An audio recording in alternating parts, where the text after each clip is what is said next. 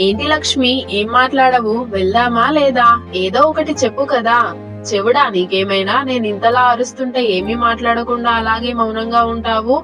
ఎంతని చెప్పాలి నీకు? ఎంతసేపని అరవాలి? మనిషినే కదా నేను పిలిచేవాణ్ణి. ఎందుకు ఒక్క మాట కూడా నువ్వు మాట్లాడడం లేదు? ఓ, నువ్వు మౌనవ్రతం కదా.